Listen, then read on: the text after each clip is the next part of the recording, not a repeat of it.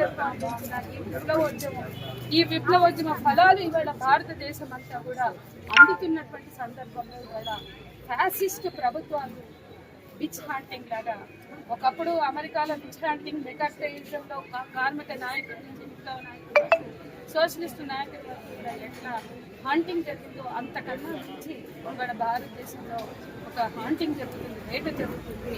వాళ్ళు ఏ పేర్లు పెట్టినా గ్రీన్ హాంట్ అని పెట్టి పచ్చదనాన్ని వేటాడతామని బయలుదేరి ఆ పచ్చదనం వెనుక ఉన్న దోపిడీ ట్రెజర్ హాంట్ ఏదైతే ఉందో ఖనిజ సంపద వేట, ఆ వేటను అడ్డుకున్న ఎర్రదనాన్ని ఇవాళ వాళ్ళు వేటాడుతున్నారు. ఇవాళ మొత్తం దోపిడీ శక్తుల ప్రయోజనాలు నెరవేర్చడం కోసం సాగించే ఈ పేరు ఆనాడు గ్రీన్ హాంట్ అన్నారు, ఈరోజు కగారు అంటున్నారు. ఆపరేషన్ కగారు వెనుక సామ్రాజ్యవాద ఊడిగం ఉంది. సామ్రాజ్యవాద శక్తులకి బానిసగిరి ఉదాంగిరి చేసినటువంటి దేశ పాలకులు గొంతు వెక్కుతున్న ప్రతి ఒక్కళ్ళ మీద కూడా ఉక్కుపాదం మోపుతున్నటువంటి ఈ సందర్భంలో ఒకటి ప్రత్యామ్నాయం యాంటీ ఫ్యాసిస్ట్ శక్తులంతా కలవాలి. ఫ్యాసిజానికి వ్యతిరేకంగా బీజేపీ పాలకవర్గానికి వ్యతిరేకంగా భారతదేశంలో పెద్ద ఫ్రంట్ అవసరం, ఒక పెద్ద ఐక్య పోరాటం అవసరం. ఇవాళ అమరులకి మనం అమరులను స్మరించుకుంటాము, అమరులకి నివాళులు అర్పిస్తున్నాము, అమరుల కోసం కన్నీళ్లు గారుస్తున్నాము, ఒక చేతితో కట్ట నీరెత్తుకుని మరో చేతితో జెండా ఎత్తుకుంటున్నాము. కానీ మన కర్తవ్యం మర్చిపోకూడదు. మన కర్తవ్యం యాంటీ ఫ్యాసిస్ట్ ఫ్రంట్ని ఏర్పాటు చేయడం.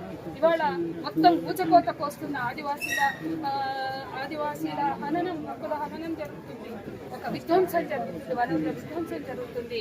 మరోవైపు నుంచి మానవ హక్కుల కోసం నినదించే ప్రతి గొంతుని వేటాడి చంపుతున్నటువంటి సందర్భంలో చాలా బాధ్యతగా, చాలా భవిష్యత్తు గురించి ఆలోచనతో ప్రజలని సమీకరించి ప్రజలందరం కలిసి ఎదుర్కొంటే తప్ప ఇవాళ ఉద్యమాలకు మనుగడ లేదు.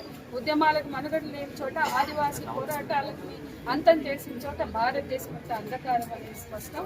ఇవాళ అమరుడు కామ్రేడ్ 3 సార్లు జైలు నుంచి విడుదలైన దాసి అడవి దారి అని చెప్పి విప్లవోద్యమం అయితే నిస్వార్థ జీవి. ఇవాళ అతని అమరత్వం గురించి ఎంత మాట్లాడినా జరగదు. అమరుడు ఆశయాల్ని ముందుకు తీసుకెళ్ళిన